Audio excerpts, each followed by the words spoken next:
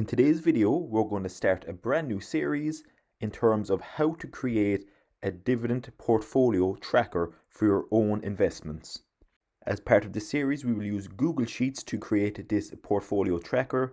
Again, it isn't just solely for dividend portfolio tracking. You can also check your profit or loss for your overall investment as well. So this will be very helpful for new beginner investors, as this tracker will help kind of make it a lot more straightforward in terms of seeing what companies are in the green and what companies are in the red.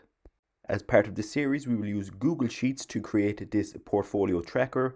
Again, it isn't just solely for dividend portfolio tracking. You can also check your profit or loss for your overall investment as well. So this will be very helpful for new beginner investors, as this tracker will help kind of make it a lot more straightforward in terms of seeing what companies are in the green and what companies are in the red. So the purpose of today's video will just be to get the portfolio spreadsheet tracker set up and kind of get the very basics started today. And as the series commences and continues, we'll start to up the kind of in terms of complexity as each video commences. But for the purpose of today's, we'll keep it simple. And just before we dive right over to Google Sheets, can I please ask, as always, if you're new around here, to consider subscribing to the channel, as we're only 7 subscribers away from our next goal of 600. And with all that being said, let's dive right into today's video. To get started, simply just go into your Google Sheets and click Brand New Sheet, and here you will be presented with your brand new blank Excel. The first step you need to take is to come up with headings that you'll want to have across your portfolio tracker. And again, as the video series carries on and commences, we'll be adding in more tabs as the complexity kind of ups and as the portfolio tracker becomes more efficient and effective.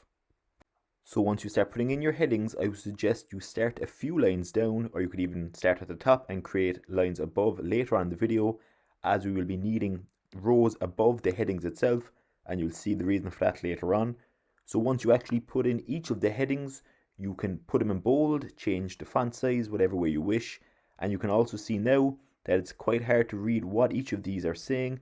So just to make the columns all spread out effectively, you just click the whole sheet and double click here, and then you can see that they're all spread out properly. We can then change the tab name. So to do that, you can simply click the right drop down here. You have everything from delete to tab to duplicate, copy, rename, change the color of the tab, protect your sheet, etc.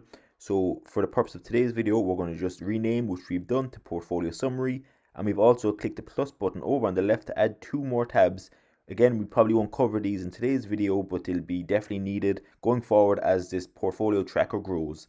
We then put in the headings, as I said. So we went with stock name, ticker, sector, shares, average price, market price, cost basis, market value, gain and loss on your investment, and that as a percentage of growth, which is in column J. Over on the right then, so we have the annual dividend, dividend yield, and your overall annual income. So as this portfolio tracker kind of improves, we will be splitting this into 2 in terms of a table. So on the left will be your normal profit and loss for your stock itself, and on the right we'll be focusing more on the dividend aspect of your stocks. It's totally up to you what headings you use. You can put whatever amount of headings, or you can change them whichever way you feel best suit your own portfolio. I've just added another heading here in terms of weighting, so this will show you how much of each of your stocks is percentage of your overall capital, so that will be quite helpful as well. And just while we're talking about visual aspects, I'll also in later videos in this series show you how to create pie charts, bar charts, etc., which will update automatically when any of your figures change. So this will give you a much better visual representation of how your overall portfolio is performing. For the purpose of this video, I've just picked 10 sectors and 1 company that's well known in each of these sectors. So we have Apple in tech, Bank of America in financial, Tesla in consumer discretionary, consumer staples, Coca-Cola, Realty Income in real estate, Johnson & Johnson, healthcare, Caterpillar in industrial, Barrick Gold in materials, Chevron in energy, and we have Walt Disney in communication services. We then put in the ticker for each of these. If you don't know the ticker for your company, you can just go onto Yahoo Finance and it's quite accessible there. And again, just for the purpose of this video and to make it straightforward, we're going to say we have 100 shares in each of these 10 companies. The next tab that you're going to be concerned with will be column G in terms of market price. Now you can put in a formula in here which makes it a lot more straightforward to calculate your current market price at any given time, and it will update automatically. To do so, all you need to do is equals and type in Google Finance, click your ticker over on column B, and that was kind of the importance of putting in a ticker, and then simply close bracket, and then you will get your current market price that is updated automatically, which will be one of the main benefits of this spreadsheet. And then if you just click down, you can simply see the current market price for all 10 of these stocks. Again, just to make this video very straightforward in terms of numbers, we put the average price in here. We just made up the price on the spot.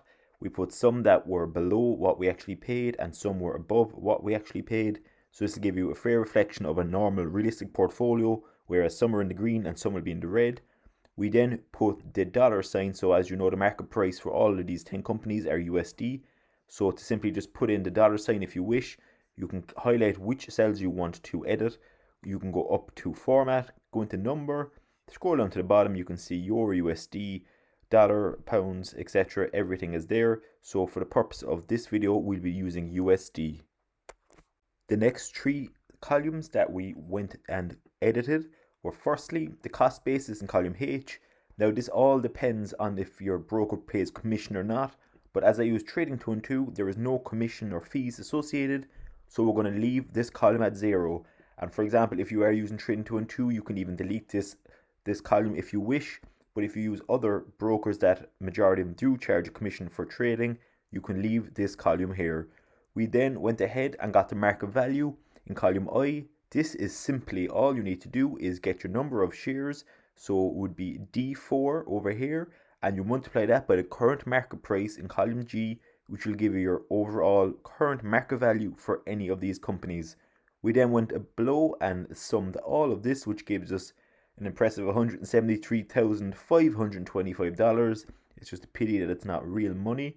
We then, to get the weighting, so that's why we got the market value total, because we need that to get the weighting. So in column E, this gives you your percentage. So we can see that Apple would be 7.33% of this overall portfolio at this current market value. And again, as this is all automated now, the market price, anytime this changes, this will change all of the other columns as well. And that's what you want, because it gives you an updated, automatic, real-time view of how your portfolio is doing. So to get the weightings, it's simply column I. So we get the total down below. We would get the total of this. So it would be $12,714 would be Apple's current market value. We would then divide that by the amount down below here, the total of 173,000. Now you can notice here why I put a dollar sign in between the letter and the number. That is to keep that cell fixed. So if that dollar sign wasn't there and we copied down this portfolio, or copied down this formula should I say, this will all come up NA, because that would effectively keep going down to the next cell and the next cell as I drag down. So by putting that dollar sign in there between the number and the letter, this will fix this cell so it won't move. So then you can see that after we have done that, our overall weightings sum to 100, which means it's correct. The final two columns that I want to cover in today's video are the percentage gain and loss and the percentage as a growth percentage. So to do this, simply we'll start with column J, and this will simply be your market price minus your average price. So that will give you your overall. So for example, just on Apple here, we'd be up $27.14 per share. So to get this, you need to put that in brackets first. We can see up in the column, or up in the calculation above in the formula, you need to do bracket G4, so market price minus your average price, put that in brackets, and then multiply that by your number of shares in column D, which is 100. So if, for example, if you didn't put the brackets in here, it wouldn't calculate correctly. So to get that, you use that formula, and we'll give you, for example, Apple here in a kind of example basis would be up $2,714. Copy that the whole way down, and we can see we'll be up $28,625 overall. Then to get the growth percentage, you simply just need to divide column J, so it will be your gain loss. You can see again up in the formula here, column J divided by I, so it will be your gain loss. Divide that by your market value, which will give your overall growth percentage. So in this case, we'll be up 21.35%, and overall we'll be up an impressive 61.17%. So we're going to leave it there for today. I don't want to make any of these videos too long. I want to kind of keep them short and sweet as such. So I don't want to make them too long. I want to keep them all separate, as it'd be a lot easier if you're looking over this kind of series to follow. So today what we did was we went into Google Sheets and set up our first portfolio summary tab. We put in the basics at the moment. We have the stock name, ticker, sector, shares, weighting, average price, market price, cost basis if there is any, market value. We then went over as far as the gain loss and your growth as a percentage. Now in the next video we'll carry on in terms of over here on the right. We will start to talk about the dividend side of this tracker. We will then make it look a lot more appealing to the eye as well, adding some more key features. For example, we'll be putting in overall totals up here that will track automatically. We'll start to go into other tabs and start to put in more graphs such as bar charts, pie charts, etc., which will make it a lot easier as well to distinguish how your portfolio is doing. We will have a tab which will be all about diversification, so we can see how many companies or what percentage of our overall capital is in each sector, and again we can make charts to show that visually as well. We'll also have such aspects down the line as making a dividend tracker as well in one of these tabs, which will feed automatically into this main overall summary tab as well, which will be very beneficial to anyone that wants to track their dividends also. But again, that's all down the line. I want to start this as a complete beginner so people will be able to follow it, and we can make it more complex as the videos go by.